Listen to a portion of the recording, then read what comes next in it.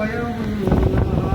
सर्वार्थ श्री चक्रधर स्वामी की जय।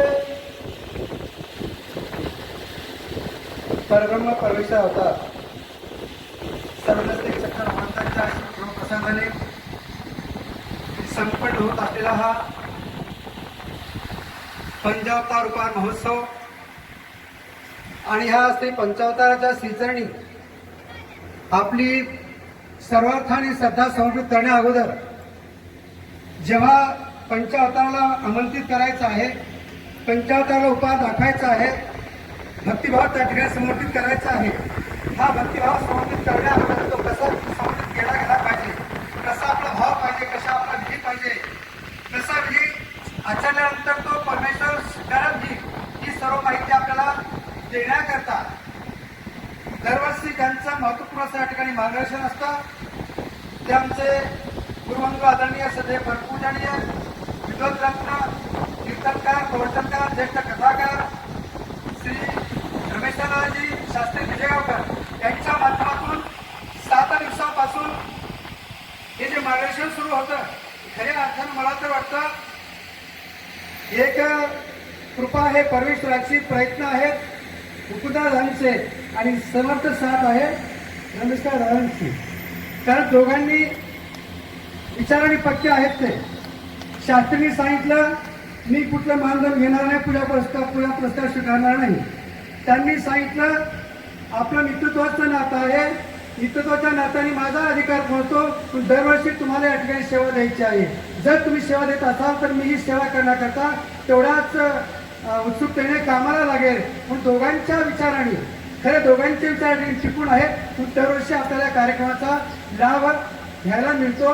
आणि अशा या कार्यक्रमाच्या निमित्ताने मी जेव्हा आलो येण्यापूर्वी मला वाटतं आदरणीय सध्या परमपूजनीय मधुकर यांचं मार्गदर्शन सुरू होतं। त्यांनी सांगताना सांगितलं या कार्यक्रमाची भूमिका नेमकी काय आहे, कशा करता हा कार्यक्रम घ्यायला पाहिजे, का कार्यक्रम घेतात, तर त्यांनी उत्तम प्रकारचे उदाहरण देऊन आपल्या पुढे ठेवलेलं आहे। केवळ फक्त एकच दृष्टिकोन आहे, एकतर भजन पूजन हे घडलं पाहिजे। कारण शेवटी आम्ही सध्या आसनधानामध्ये आहोत,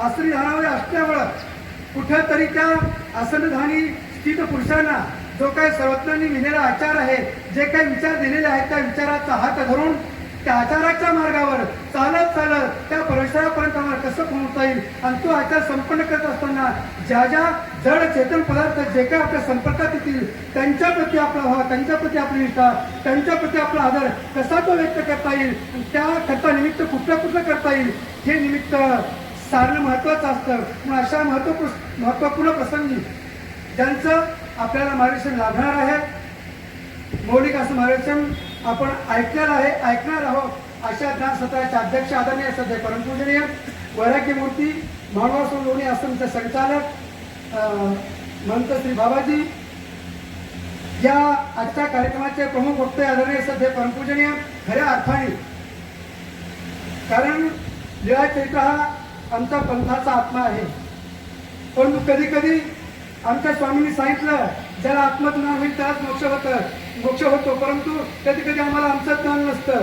डॉक्टर जवळ हा पेशंट जातो, डॉक्टर जवळ गेल्यानंतर पेशंटला डॉक्टर विचारतात तुला काय होतं, तुला नेमकं काय होते त्याला सांगता येत नाही। तो डॉक्टरला म्हणतो मला कसोरुसं व्हायला लागले, काय म्हणतो तो मला कसोरुसं व्हायला लागलेलं आहे। कसोरुसं या विषयावर डॉक्टरने कधीही चिंतन केलेलं नव्हतं, कधी अभ्यास केलेला नव्हता। शेवटी आता डॉक्टर विचार करतात पेशंटला समाधान करावं तरी कसं, कारण याला आजार सांगता येत नाही। हा जो आजार आहे तो स्वरूप सांगतो तो कधी मी अभ्यास केलेला ऐकलेला नाही। डॉक्टर सांगतो काय करा, तो परत 3-4 गोळ्या घ्या, उद्या परत त्या गोळ्या घेऊन परत उद्या या, आल्यानंतर दुसऱ्या दिवशी परत डॉक्टर विचारतात काय होतं, कसं नुसतं होतं। म्हणजे थोडक्यात डॉक्टर सांगतात परत ह्या 10 गोळ्या घ्या, तिसऱ्या दिवशी तो पेशंट घेत नाही, तो म्हणते काय गिनिंग 4 गोळ्या द्यावं लागणार, परत पाठवा, जाणच नको। पण थोडक्यात सांगायचं त्याच्याकरता उदाहरण दिलं, स्वतःच्या आजाराबद्दल तेवढं आपल्याला ज्ञान नाही। आणि आमच्या समजाचं म्हणणं आहे की तुला या देहापेक्षाही आत्म्याचं ज्ञान होणं गरजेचं आहे। पण आमच्या पंथाचा जो आत्मा आहे, लीळाचरित्र ग्रंथ आमचा आत्मा आहे, परंतु या आत्मरूपी ग्रंथाचं वाचन विवेचन बऱ्याच लोकांना अवगत नव्हतं। परंतु आमचे विद्यागुरु बंधू आदरणीय सध्या परमपूजनीय मुंबई निवासी आदरणीय सध्या परमपूजनीय सागरदाजी तळेगावकर यांनी ऑनलाईन त्या लेखच्या माध्यमातून लोकांना वाचतं केलं, त्यांना बोलतं केलं, त्यांना चिंतन करण्याकरता आणि भाग पाडलं. हे महत्वपूर्ण जे कार्य आहे या चिंताचं दादा आपल्या माध्यमातून करत आलेले आहेत, करत ते राहणार आहेत. त्यांच्या विचाराचा आपल्याला आश्रवण करण्याचं आवाहन लाभलेलं आहे. आणि खऱ्या अर्थाने या नांदेड जिल्ह्यामध्ये तसं तर आमचं राहेर सर्व तीर्थाचं माहेर आहे, राहेर सर्व तीर्थाचं माहेर अशा या नांदेड जिल्ह्यामध्ये खऱ्या अर्थानं या सर्वज्ञांच्या स्थानाचं संवर्धन जोपासना ज्या ज्या ठिकाणी जसा जसा प्रसंग येईल त्या त्या प्रसंगाला समर्थपणे तोंड दे. त्या ठिकाणी दोन द्यायची वेळ तरी चालेल, दोन घ्यायची वेळ तरी चालेल, परंतु धर्माकरता जे सर्वज्ञांचं सूत्र आहे तोपर्यंत करा, पडेपर्यंत धावत राहा. म्हणजे जोपर्यंत देहामध्ये जीव आहे तोपर्यंत प्राणपणाने झटत राहायचं, धर्म कार्याकडे झटत राहायचं असं ज्यांचं स्वप्न आहे.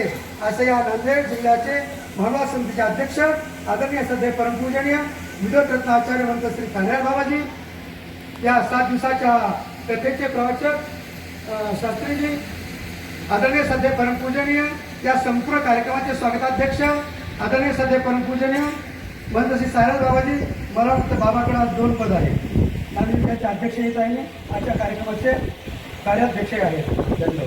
आदरणीय सध्या परमपूजनीय आचार्य मंत्र श्री नांदेडकर बाबाजी, परमपूज्य आदरणीय श्रद्धेय मंत्र श्री कृष्णा बाबाजी राजवाडा, आदरणीय सध्या परमपूज्य मंत्र श्री शिवराज बाबाजी उदयभरे, वसमत आदरणीय सध्या परमपूज्य महेंद्र बाबाजी, सर्व आणि त्या कार्यक्रमाचे सूत्रसंचालक आदरणीय सध्या परमपूजनीय मंत्र पंडितराजी, सर्वांचा नामोल्लेख करावा हे योग्य आहे.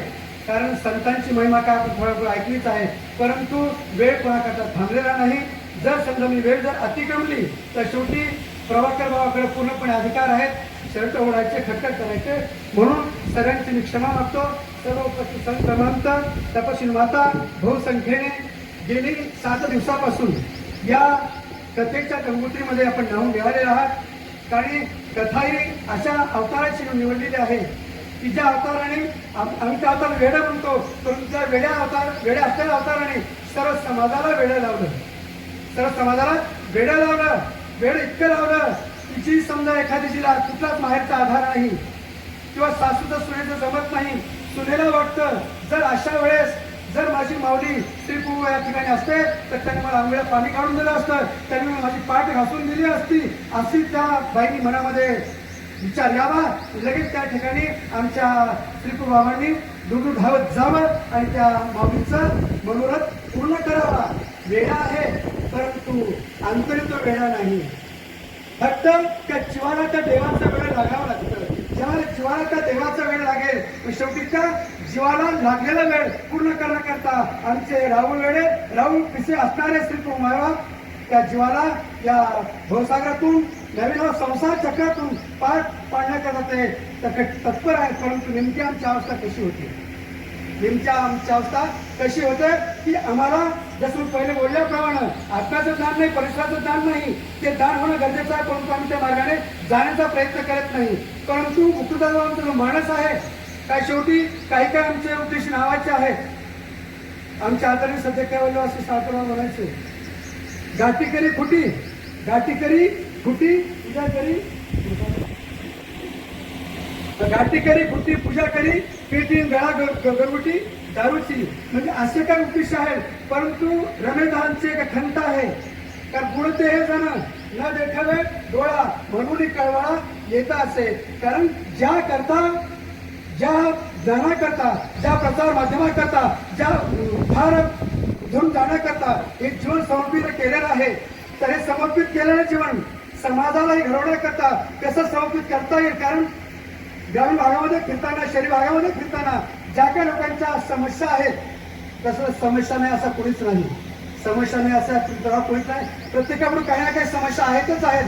परंतु त्यातल्या त्यात धर्माच्या समस्या, आध्यात्मिक जीवनाच्या समस्या ज्याचा उलगडा न झाल्यामुळं बरेचसे आमचे उपदेशी धर्मावर न चालता चुकीच्या मार्गाने आपलं मार्गक्रमण करत आहेत. त्या लोकांना कुठेतरी हा धर्माचा मार्ग सापडला पाहिजे. हे स्थापन न करता तो धर्म मागायला प्राप्त करून देण्याकरता जे महत्वाचं साधन आहे ते फक्त तत्वज्ञान आहे. तर जोपर्यंत ज्ञानाची बैठक जीवनामध्ये आपला निर्माण होणार नाही तोपर्यंत आमचं जीवन उन्नत होणार नाही. जे भकास झालेलं जीवन आहे, उजाड झालेलं जीवन आहे, कुठं या भकास झालेल्या जीवनामध्ये, उजाड झालेल्या जीवनामध्ये कुठेतरी एक आशेची पालवी त्या ठिकाणी अंकुरित व्हावी आणि ते अंकुरित झालेला वृक्ष मोठ्या वृक्षामध्ये रूपांतरित व्हावं. आणि त्या सावलीमध्ये आम्हाला आमचं कुठेतरी एक मानवी मनाचं दुःख, मानवी देहाचं दुःख किंवा तुम्ही तापाने जळणारं आमचं जे जीवन आहे पुढे शांती मिळावी. हा जर कुठे विचार आपल्याला रूढ करायचा असेल, हा जर विचार वास्तवामध्ये आणायचा असेल तर त्या ठिकाणी गरज आहे तत्वज्ञानाची, विचाराची आणि विचारवंताच्या संविधानामध्ये जाण्याची. कारण शेवटी आता पहिले होतं आणि तेच आताही चालू आहे. तर आमच्या सर्वज्ञांनी जेव्हा महाराष्ट्रामध्ये पदयात्रा केली, ही पदयात्रा करत असताना आदरणीय सदैव परमपूजनीय सद्भावना फाउंडेशनचे अध्यक्ष महंत श्री जारबाबाजी, परमपूजनीय महंत श्री मधुकरराज यांचं या ठिकाणी आगमन झालेलं आहे. आयोगातर्फे त्यांचं शाब्दिक स्वागत. तर अशा पद्धतीनं चाललेला विषय काय होता, काहीतरी होता. म्हणून तो विषय कसा झालेला आहे, सज्जनो माणसाची गफलत कुठे व्हायला लागली, मनुष्य कुठे चुकायला लागला. एका व्यक्तीने नवीन मोटरसायकल घेतली. काय घेतली? मोटरसायकल. फक्त ₹1,00,000 त्यातले ₹1,10,000 खर्च करून टाकले. ती मोटरसायकल घरी आणली. घरी आल्यानंतर सकाळ संध्याकाळ न चुकता त्या मोटरसायकलला तो मालक पुसायचा. तेवढा पत्नी आली. पत्नी म्हणजे का, माझ्यापेक्षा तुमचं जास्त गाडीवर प्रेम आहे म्हणे, माझ्यापेक्षा तुमचं गाडीवर जास्त प्रेम आहे म्हणे, तुम्ही माझं प्रेमच करत नाही. तुमच्याकडे पाहून मी माझे संपूर्ण बाहेरचे नाते होते संपूर्ण सोडून तुमच्याकरता इथं आले तर तुम्ही माझं प्रेमच करत नाही, गाडीवर प्रेम करता. बरोबर, गाडीवर प्रेम करत म्हणे, माझ्यावर का प्रेम करत नाही त्याचं कारण आहे म्हणे. ही गाडी कशी आहे, जिथं थांब म्हणलं तिथं ब्रेक दाबल्यावर थांबते, जिथं मला पोहोचायचं तिथं बरोबर येऊन पोहोचवते. तू तर मग बेटी कधीच काय करत नाही. मी एक सांगतो तू एक करती, मी एक सांगतो तू एक करती, भाजी भाकरी कर म्हणून चपाती पिठला करते. म्हणजे थोडक्यात जड वस्तूवर माणसाचं प्रेम आहे, परंतु चेतन वस्तूवरचं माणसाचं प्रेम संपत चाललेलं आहे. कारण का, शेवटी ते संपादन करता आलं पाहिजे, करून घेताही आलं पाहिजे. हे सर्व प्रेम करण्याकरता, भावना करण्याकरता, हे सर्व करण्याकरता जीवनामध्ये धर्म पाहिजे.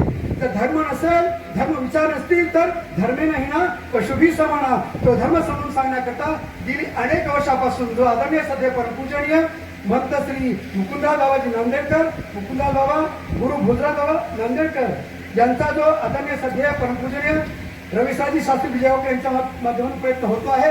हा प्रयत्न करतो स्तुत्य आहे. असेच प्रयत्न अनेकांच्या माध्यमातून खेडोपाडी जर सुरू झाले तर शेवटी आमचा हा जो वास्तविक वर्ग आहे तो जाणीव होण्याकरता वेळ लागणार नाही. असेच उत्तरोत्तर कार्य, सत्कार्य त्यांच्यातून संपन्न व्हावं अशी प्रवृत्ती प्रार्थना करतो. जे संघटनाच्या वतीनं या ठिकाणी जो काही 5 मिनिटाचा वेळ दिलेला आहे तो वेळ मी सत्कारने लावला की नसेल तर देव